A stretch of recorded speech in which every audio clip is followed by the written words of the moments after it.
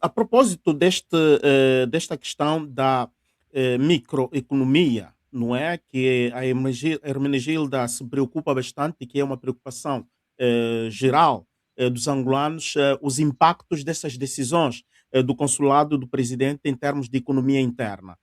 Falou muito bem de investimentos estrangeiros, falou do corredor de Lubito, indústrias de interesse estrangeiro. Vimos um governo do presidente João Lourenço que investiu mais na busca de investidores estrangeiros e pouco se preocupou com os empresários angolanos nacionais, com a iniciativa econômica nacional. A AGT criou muitas dificuldades, mandou muitas empresas à falência, muitos empresários hoje perderam tudo. Eh, o que é que pode dizer sobre isto? Não é que devemos agora olhar um pouco mais para os nossos empresários, dinamizar, fazer crescer os nossos empresários? Quais são os empresários nacionais angolanos que temos de referência que podem hoje fazer frente aos estrangeiros que estão a vir investir em Angola? Essa é uma pergunta muito interessante, essa provocação que acaba de fazer. Penso que foi em 2020, eu devo ter escrito um artigo sobre esse tema. O José Gama publicou esse artigo, depois o mais velho Will Antoné também republicou no seu jornal Folha 8, onde eu chamava a atenção para não ficarmos na dependência do investimento estrangeiro direto, que era necessário pensar na promoção de uma classe empresarial forte, com ajuda efetivamente do Estado. Eu não conheço nenhum país do mundo que se desenvolveu sem intervenção pública. O Estado está lá sempre. Até nos Estados Unidos, o Estado está lá. Na Inglaterra, o Estado está lá. O grande Adam Smith apelava à intervenção do Estado, quando recomendava que a Marinha Real Britânica continuasse a proteger as rotas do comércio marítimo, estava a pedir intervenção do Estado. Então, não existe Estado zero na economia. Mas nós temos cá um grande problema. Olhe para a quantidade do crédito mal parado que nós temos na banca. Quem foram os responsáveis por esse crédito mal parado? Muitos empresários que foram construídos administrativamente, empresários construídos por decreto, sem qualquer vocação, sem qualquer experiência, sem qualquer vontade para atividade econômica. Então, nós tivemos muitos empresários, alguns pseudo-empresários, efetivamente, o que fez com que a banca tivesse alguma cautela. Os bancos não são instituições de caridade, tem que ganhar dinheiro, tem que distribuir lucros e dividendos aos seus acionistas. Se financiar a economia por via das empresas está a dar prejuízos, coloca um risco extremamente grande, naturalmente que os bancos vão preferir negociar com o Estado. Daí que os títulos da dívida pública, o negócio dos cambiais seja efetivamente a preferência da nossa banca comercial em Angola. Há sim alguns empresários que fazem alguns esforços, são pessoas sérias, trabalham, são pessoas empenhadas, sabem o que estão a fazer e que lhes falta efetivamente o apoio necessário. O custo do dinheiro em Angola ainda é muito alto. 17% de taxa nominal do Banco Nacional de Angola é extremamente alto. Numa economia com os riscos que nós temos em Angola, com o Kwanza que perde valor todos os dias, o empresário tem que ir ao sistema financeiro tomar crédito a custos extremamente altos e com uma moeda que ele não pode guardar por muito tempo, porque o poder de corrosão do Kwanza é extremamente alto. Então, parece que há muito trabalho a ser feito. Estabilizar o Kwanza, continuar a UBNA continuar a fazer a desenvolver esforços no sentido de controlar a inflação, manter a inflação em queda, de modo a que as taxas de juros também continuem a baixar, o setor produtivo, ou seja, o setor da economia real, continuar a crescer, ir continuar a reduzir as importações por via do aumento do fornecimento de bens e serviços de produção interna. Então, nós temos um trabalho muito grande para ser feito. Agora, o nosso defeito, Álvaro, é que nós gostamos muito do imediato, temos dificuldades de fazer planos para 5, 10 anos e aguardar pelos resultados. Nós queremos tudo hoje, hoje, hoje, hoje, hoje. Se perguntar, há efetivamente algum plano que possa promover uma transformação estrutural da classe empresarial angolana, isso na perspectiva de uma visão pública? Nós não temos. Então, os empresários angolanos estão jogados, passa a expressão, à sua própria sorte, obrigados a competir com empresários que venham de outras realidades, Uhum. onde conseguem créditos a 1,5% e, em alguns casos, a taxas negativas. Empresários que têm suporte dos seus governos, empresários que têm acesso a mecanismos de exportação de capital e bens. Competir nessa perspectiva é extremamente difícil, extremamente difícil. Eu penso que deve haver aqui uma visão de Estado, não no sentido de construir novos empresários ativamente por decreto, mas no sentido de identificar quem efetivamente tem vocação, tem obra feita, está a Mas trabalhar. doutor, isto vai, exige de uma forma muito inteligente um pacto de regime, porque se a política não tem uma visão, digamos assim, coletiva, ok? Uma visão coletiva, em vez de visão, um compromisso, melhor dizer, um compromisso coletivo, o país vai continuar a ser adiado, porque nós temos visto este debate entre os políticos na perspectiva só de quem vai manter o poder, quem vai governar, mas não se preocupam com os problemas reais do país. Fazem como se os problemas do país é a competição de governação, em vez de ser uma preocupação de resolver os problemas dos angolanos. Acredita que um pacto de regime, um pacto entre os partidos políticos para a resolução dos problemas do país, este pacto o país está a precisar? Nós não precisamos desse pacto, nós só precisamos é fazer aquilo que é bem feito noutras realidades. Olha, eu estive o ano passado, fui visitar a China a convite no âmbito do intercâmbio e visitamos a Universidade de Remy, que está em Beijing, e falamos um pouco sobre o sistema de planeamento na China. É muito democrático. Eles aprovaram recentemente o 15º Plano Quinquenal. Qual é o procedimento? Há uma participação dos empresários, dos sindicatos, das universidades, dos centros de pesquisa, uma participação da população.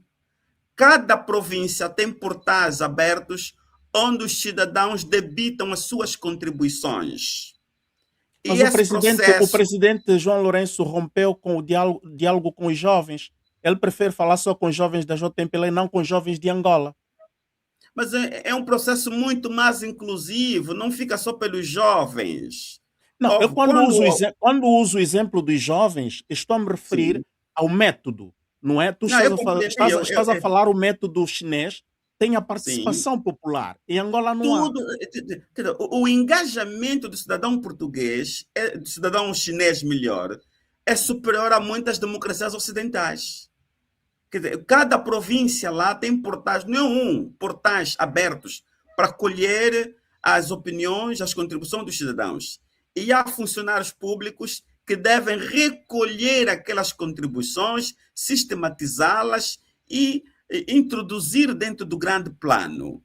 Tá vendo? No fim do dia, aquele plano quinquenal que os chineses aprovam resulta da contribuição dos empresários, das universidades, da população, dos centros de pesquisas, dos sindicatos, daqueles 8 partidos que também lá existem na China.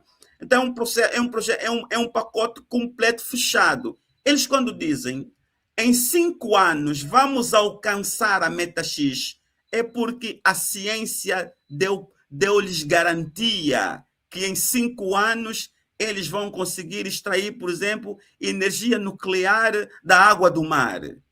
É porque já há estudos científicos bastante avançados e esses centros de pesquisa deram-lhes garantias de que isto é possível. Então, lá não é um político que senta e desenha uma coisa qualquer. O nível de participação daquela sociedade nas questões estruturantes é muito grande. Então, nós aqui podemos partir por isso. Não precisamos de um pacto de regime, precisamos de um processo de planificação mais democrático, mais inclusivo, que saia da bitola dos políticos. Nós, em Angola, estamos acostumados que tudo deve ser discutido dentro dos partidos. Os chineses já saíram dessa perspectiva.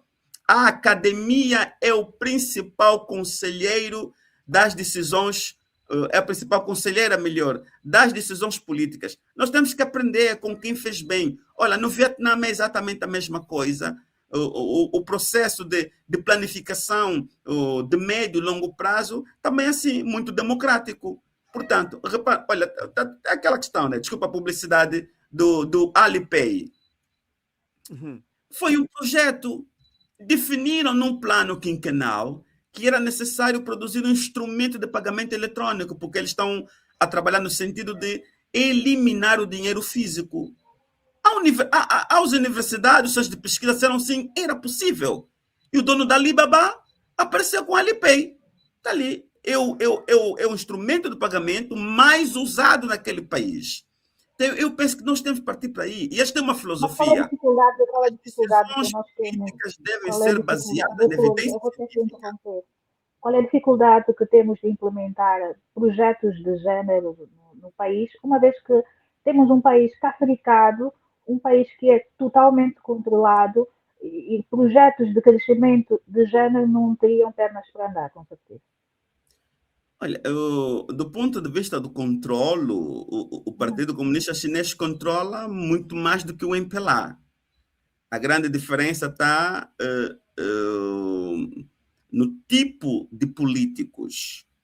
Os chineses, eles têm uma coisa que eu estava a dizer: as decisões políticas têm de ser baseadas na evidência científica. É a ciência que deve orientar, é a ciência que deve conduzir o caminho. Decisões do tipo, eu penso, eu julgo, eu mando, eu posso, eu quero assim, lá não existem. O líder tem ideia, tem desejos. As ideias e os desejos do líder vão para uma equipa de especialistas que vai procurar a viabilidade desse desejo do líder. Se a ciência disser que isto é possível, é execuível, dentro do prazo X, nestes termos, nessas quantidades, aí o desejo, a ideia do líder tem força para andar. Caso a academia disser, olha, meu amigo Xi Jinping, desculpa lá, tu és muito poderoso, mas a ciência diz que isso não é possível, ele recua. Quando toma uma decisão é porque a ciência deu efetivamente conforto para essa decisão. É uma questão de evolução do pensamento. É uma questão de progresso civilizacional na perspectiva política. Eles lá pensam diferentes de nós. Então, eu penso que aqui não é apenas uma questão do modelo político, é uma questão da estrutura do nosso próprio pensamento. Repare o que acontece nas nossas famílias. Aquilo que o pai determina está determinado. Certo ou errado, o pai é que manda, ele é o chefe de casa e tem de ser assim. E essa nossa forma de pensar nas famílias, ela depois é transportada para as instituições, para a escola, para a igreja, para o hospital. O que o MPLA determina é o que acontece no país, por exemplo. Não percebi? É o que acontece na política. O que o MPLA determina é o que acontece no país. Não fora disso. Por que eu trouxe o exemplo da família? Para dizer que é um problema estrutural da nossa própria sociedade. As famílias em Angola funcionam assim. Um poder muito concentrado na figura do pai. E o pai, em África, via de regra, é um sujeito muito sábio, não erra. E se o pai estiver errado na sua decisão? Então, a configuração dos nossos partidos políticos também respeita essa dimensão antropológica. As lideranças não são só líderes, são mesmo verdadeiros chefes. E isso não é só no MPLA. Se for para a UNITA, a palavra do Adalberto é lei. Se for para a FNLA, a palavra do Nimian Simbe é lei. Nimian Simbe é lei. E é assim que funciona a política angolana, porque é essa a nossa dimensão social. Mas por que funciona assim? Porque, via de regra, os líderes são sábios, são verdadeiros filósofos. Se for nas nossas aldeias, o Soba é um sábio. Por essa razão é que o Soba é consultado para resolver problemas, para aconselhar, para dar Mas a parecer. sapiência, doutor, mas a sapiência do sábio, a sapiência do Soba, de facto tem resultado, não é, em impactos positivos para a sua comunidade, que já é diferente Naturalmente. na perspectiva que estamos hoje, ou Sim, começamos a nos habituar de 75 até hoje, que o líder, não é? O líder é que determina e decide, mas sociologicamente, antropologicamente, se formos a ver a nossa cultura, havia participação não é, da família, o pai escuta o filho, a mãe escuta, mesmo na prática das aldeias existe esta democracia, mas na nossa política oficial não funciona ainda. Será que nós mesmo podemos dizer que somos um país democrático? Porque são 50 anos que andamos à espera dos resultados e não se vê.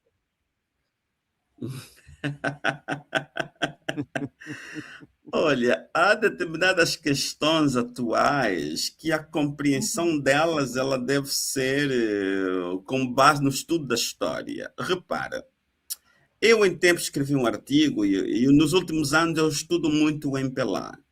Em tempo escrevi um artigo para falar sobre a fundação do MPLA, o PCA, o MINA, PLUA e outros. O MPLA, na sua fase inicial, parece uma coligação de vários movimentos, que foi ganhando forma de um movimento unificado com o tempo. A corrente que ganhou peso no MPLA era a corrente do PCA, do Partido Comunista Angolano. E mesmo dentro desta corrente haviam divisões. A corrente marxista-leninista de Lúcio Lara e a corrente maoísta de Viriato da Cruz. Mas depois também houve outra confrontação entre essas duas correntes. Quando o MPLA começa a receber ajuda da União Soviética por via do Partido Comunista Português, os soviéticos impuseram uma redefinição do posicionamento do MPLA. O MPLA teve que ser obrigado a largar parte da sua veia maoísta, que era a corrente de Viriato da Cruz, e prevaleceu a corrente marxista-leninista de Lúcio Lara. Estes dois movimentos têm estruturas de pensamentos diferentes. Há o socialismo do tipo científico, que é soviético, e havia o socialismo pragmático, ajustado à realidade, história, contextos muito próprios, que é o maoísta. Repara, o socialismo soviético é um socialismo de elite, de classes. Embora as duas correntes sejam muito hierarquizadas, mas a estrutura da hierarquia é diferente. O socialismo adotado pelo MPLA, por via da corrente do Lúcio Lara, que é um socialismo de privilégios, de prerrogativas. Por isso é que nós vimos no tempo Partido Único, nós tínhamos loja do povo, por Zé Povinho, depois tinha a loja da elite, loja dos oficiais, loja dos técnicos superiores, loja dos chefes do partido. Quer dizer, teoricamente estávamos todos juntos, mas depois tratava-se de estratificar. Essa estratificação da sociedade que foi feita por via da corrente socialismo adotada como resultado das contradições do início dos anos 60 no MPLA, se reflete até hoje. A palavra do chefe certo ou errado é para cumprir. Tens que rezar para que o chefe esteja sempre certo. Então, repare, então hoje nós temos isso. Por isso é que eu digo que é necessário não olhar só para partido, mas para olhar a estrutura do pensamento político. E quando falo da estrutura do pensamento político, nada tem que ver com ser de centro-esquerda ou do socialismo democrático, mas é a natureza da organização do país que influenciou o pensamento político do MPLA. Então, hoje, isto é assim. A palavra do chefe é lei e é para cumprir. Daí que o chefe tem que estar sempre certo. Se o chefe estiver errado, como é que fica? Nós estamos. Hermenegilda. Não sei se consegue perceber a profundidade que eu tento trazer. Uhum, uhum. Exatamente, é a tal questão do padre abençoou, não é? E todos têm que rezar. Mais Exatamente. ou menos assim. Exatamente.